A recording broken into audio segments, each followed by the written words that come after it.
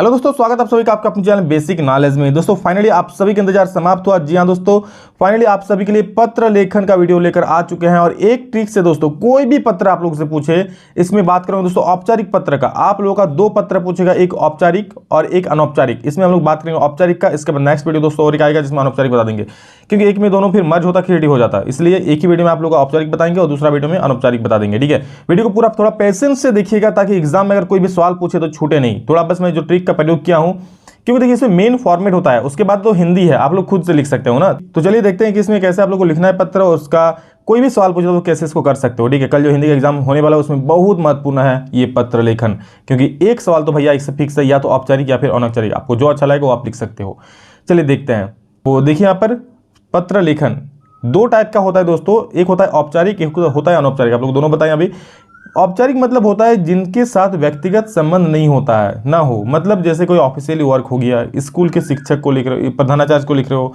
और अनौपचारिक मतलब जिनके साथ हमारा व्यक्तिगत संबंध होता है, जिनसे रिलेशन होता है, जैसे कोई मतलब पिताजी हो गया, दोस्त हो गए, माताजी हो गए, भाई हो गए, अंकल चाचा, ये सारे क्या हो जाएगी, ये सारे अनौपचारिक में आ जाते हैं। इसको हम लोग बाद में देखेंगे। अभी हम लोग इस वीडियो में बात करेंगे सिर्फ औपचारिक पत्र के बारे में। बहुत ईजी है, चलिए सीख लेते हैं। देखिए औपचारिक पत्र आप लोग किस किस टाइप का होता है। इसमें आप लोग प्रार्थना पत्र हो सकता है, जैसे आप स्कूल में मान लीजिए लिख रहे हैं, आप छुट्टी के लिए प्रार्थना कर रहे हैं। कार्यालयी पत्र हो सकता है, किसी ऑफिस में अगर आप पत्र लिख रहे हो तो संपादकीय पत्र, जैसे मान लीजिए हिंदुस्तान टाइम्स या फिर प्रभात खबर, दैनिक जागरण, किसी को आप लिख रहे हो तो संपादकीय पत्र हो जाता है। व्यावसायिक पत्र, आप किसी व्यवसाय में आप कर रहे हो, मान लीजिए कहीं से कोई सामान मंगवाना चाहते हो तो वो पत्र आप लिख सकते हो। और लास्ट में आवेदन पत्र, मान लीजिए कहीं कोई आप फॉर्म अप्लाई कर रहे हो तो वहाँ पर भी आप आवेदन पत्र लिख सकते हो। ठीक है, देखिए इसमें मेन है फॉर्मेट। पत्र का फॉर्मेट आप लोग अगर याद कर लिए तो देखिए फॉर्मेट से ही मेन नंबर मिलता है। ये जो मैं फॉर्मेट यहाँ पर आप लोगों के लिए लेकर आया हूँ, इसको थोड़ा ध्यान से सुनिएगा। ये जो है फॉर्मेट, इससे दुनिया का कोई भी लेटर हो, कोई भी पत्र आप आराम से लिख लोगे। लेकिन इस पत्र ये जो फॉर्मेट है ये आप लोग को पता होना चाहिए। फॉर्मेट अगर नहीं पता होगा तो आप फिर नहीं कर पाओगे, समझ रहे हो। तो चलिए फॉर्मेट को देखते हैं। देखिए यहाँ पर क्या है, सेवा में सबसे पहले आपको क्या लिखना होगा, सेवा में। किसी को भी आप लिखो सेवा में। मान लीजिए अगर आप स्कूल के प्रधानाचार्य को लिख रहे हैं तो लिख सकते हैं श्रीमान प्रधानाध्यापक महोदय, या फिर श्रीमान प्रधानाध्यापक जी। या अगर आप मान लीजिए किसी कार्यालय के प्रबंधक को लिख रहे हो तो लिख सकते हैं श्रीमान, सेवा में श्रीमान प्रबंधक जी या फिर प्रबंधक महोदय। जिसे मैं स्लैश दिया हुआ है, मतलब अगर स्कूल में लिख रहे हो तो ये इसको लिखोगे, अगर किसी कार्यालय में लिख रहे हो तो प्रबंधक को लिखोगे। अगर आप किसी न्यूज़पेपर में लिख रहे हो संपादक, तो संपादक महोदय लिखोगे। संपादकीय महोदय नहीं, या संपादक महोदय लिखोगे। ठीक है, संपादक महोदय लिखोगे। ठीक है, तो ये अलग अलग जगह पर अलग अलग होता है, समझ गए। और इसी प्रकार दोस्तों आगे नीचे आप लोग का जिसको भी लिखे हुए उस प्रकार प्रबंधक महोदय जी। मान लीजिए आप किसी कार्यालय के प्रधान को लिख रहे हो तो प्रबंधक महोदय जी। और ऐसे आप लोग का लेटर में ऊपर में लिखा हुआ रहेगा कि किसको पत्र लिखना है। जैसे विद्युत अभियंता को लिखना है तो विद्युत अभियंता कॉमा देके उनका एड्रेस। और नीचे में क्या लिखना है दोस्तों, यहाँ पर लिखना होता है कि वो जिससे बिलोंग करते हैं, या तो आप उसका एड्रेस लिखिए या फिर वो जो कहाँ जहाँ पर रहते हैं, जो विभाग में काम करते हैं उस विभाग का नाम। मान लीजिए स्कूल के लिख रहे हैं तो स्कूल क्या, जो स्कूल का है उसका नाम। जैसे उच्च विद्यालय बलियापुर का है तो लिख दें उच्च विद्यालय बलियापुर। अगर आप प्रबंधक को लिख रहे हैं बिजली विभाग के तो यहाँ पर बिजली विभाग लिख देंगे। ठीक है, जो भी विभाग होगा। अगर आप संपादक महोदय को लिख रहे हैं, कौन सा, प्रभात खबर को लिख रहे हैं तो प्रभात खबर, दैनिक जागरण को लिख रहे हैं तो दैनिक जागरण। नीचे दोस्तों कॉमा देके एक एड्रेस देना पड़ता है उसी का। जैसे मान लीजिए कहाँ का है, धनबाद आप लिख दोगे, जैसे हम लोग धनबाद के हैं। उच्च विद्यालय बलियापुर में आप धनबाद नहीं भी लिखो तो चलोगे, लेकिन बिजली विभाग लिखोगे तो वहाँ पर एड्रेस देना पड़ेगा। बिजली विभाग कॉमा धनबाद, प्रभात खबर कॉमा धनबाद, समझ गए। अब आगे क्या करना है, आगे एक छोटा सा डेट देना है, प्यारा सा, जो आपको डेट है 9 तारीख का एग्जाम है तो उसमें 9 तारीख मैंने दे दिया, 9 अप्रैल 2022। ठीक है, और आगे विषय, ये बहुत जरूरी है। डेट के बाद आप लोग क्या दोगे, विषय की किस संबंध में आप पत्र लिख रहे हो। जैसे मान लीजिए प्रधानाध्यापक जी को लिख रहे हो, ठीक है, तो छुट्टी के संबंध में लिखोगे। अभी सबका मैं एक एग्जांपल भी लाया हूं, पत्र कैसे लिखा हुआ है पत्र वो भी दिखाऊंगा आप लोगों को, बस पेशेंस रखिए। बिजली व्यवस्था के सुधार के, अगर बिजली विभाग को लिखना है तो बिजली व्यवस्था के सुधार के संबंध में लिख दोगे। अगर प्रभात खबर में लिखना है तो किसी विशेष खबर प्रकाशन के संबंध में लिखोगे। ठीक है, उसके बाद नीचे लिखोगे महोदय, महोदय देखिए कॉमा, और उसके बाद परिचय दोगे अपना कि आप कौन है। उसके बाद विषय विवरण कि आप किस लिए पत्र लिखो, विषय पर आप लिखोगे, जो विषय पर आप यहाँ पर लिखो ना, छुट्टी के संबंध में या फिर बिजली विभाग, उसके संबंध में लिख दोगे। और लास्ट में समाप्ति होता है, फिर पत्र समाप्त हो जाता है, समझ गए। तो ये है मेन फॉर्मेट, इसको अच्छे से देख लीजिए और याद कर लीजिए। देखिए इसका मतलब ये नहीं कि सभी को लिखना है, नहीं भाई साहब, जिसको लिखना है वहाँ तो पेपर में लिखा रहेगा ना कि आप स्कूल के प्रधानाध्यापक को लिखिए, या फिर प्रबंधक महोदय को लिखिए, या फिर आप संपादक महोदय को लिखिए, वो लिख देगा आप लोग का क्वेश्चन में, ठीक है। तो बस किसको एक लिखना है, या तो प्रधानाध्यापक लिखिए श्रीमान प्रधानाध्यापक जी, या फिर प्रबंधक जी, या फिर संपादकीय जी, या फिर संपादक महोदय, जो लिखना है, ठीक। अब चलिए क्वेश्चन देखते हैं और कैसे उसका आप लोग को एग्जाम में आएगा तो कैसे लिखना है वो देख लेते हैं, ठीक है। अब आप लोग क्वेश्चन क्या हिंदी में तो आप खुद लिख सकते हो, बस थोड़ा सा फॉर्मेट देख लिया आप लोग, अब किस प्रकार लिखोगे वो देख लो। 2 दिनों के अवकाश हेतु अपने विद्यालय के प्रधानाध्यापक को एक आवेदन पत्र लिखना है। तो चलिए देखते हैं। सबसे पहले मैंने कहा सभी को लिखना है सेवा में, तो सेवा में लिख दिया, कॉमा दे दिया। अब श्रीमान प्रधानाध्यापक महोदय या फिर श्रीमान प्रधानाध्यापक जी, जो लिखना आपको लिखिएगा, ठीक है। यहाँ पर कॉमा देना होगा, दे दीजिएगा, ओके।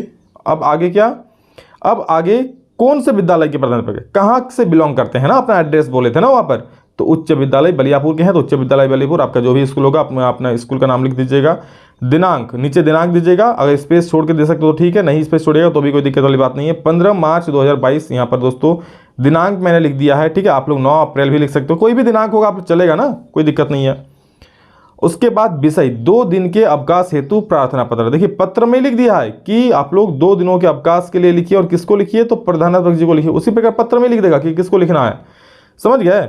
अब हम लोग लिखेंगे इसका स्टार्टिंग, जिसको बोलता है शुरुआत। महोदय सविनय निवेदन यह है कि मुझे कल शाम से बुखार हो गया है, जिसके कारण मैं विद्यालय आने में असमर्थ हूँ। डॉक्टर का कहना है कि मुझे ठीक होने में 1-2 दिन लगेंगे, अतः मेरी आपसे प्रार्थना है कि मुझे 15 मार्च से 16 मार्च तक मुझे अवकाश देने की कृपा करें, या अवकाश स्वीकृत की कृपा करें, ठीक है। अवकाश देने की कृपा करें लिख दो, ज़्यादा बेटर होगा, ठीक है। तो आप अपने शब्दों में लिख ही सकते हो। इसके लिए मैं सदा आपका आभारी रहूंगा और धन्यवाद। आपका आज्ञाकारी शिष्य हेमंत, कक्षा 10। ये बस इतना लिखना है। देखिए मेन फॉर्मेट यहाँ पर तो आपको याद रखना है, यही चीज़ यहाँ पर अगर भूल गए दोस्तों तो नंबर कट जाएगा, समझ रहे हो। इसलिए ये जो मैं फॉर्मेट लिखा है इसको तैयार करने में दोस्तों मेहनत लगाए, तो आप सभी लोग इसको देखिए और सभी को जरूर शेयर कर दीजिए, सभी को इसके बारे में जानकारी मिले। क्योंकि एक क्वेश्चन दोस्तों पत्र से फिक्स है, एक औपचारिक का और एक अनौपचारिक का भी जल्द मैं ला दूंगा, ठीक है। तो बस अब ये हो गया।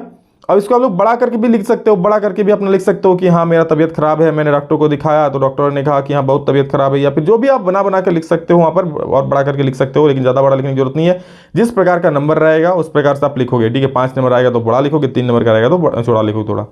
आगे देखिए और एक कि अब मोहल्ले के यहाँ पर नियमित विद्युत आपूर्ति हेतु सहायक विद्युत अभियंता को पत्र लिखना है। अब कैसे लिखेंगे सर, वो तो स्कूल लेटर हम लोग बहुत लिखे हैं स्कूल में लेटर, अरे लेटर लिखे हो, लेटर किसको लिखे हो, टीचर्स को लिखे हो।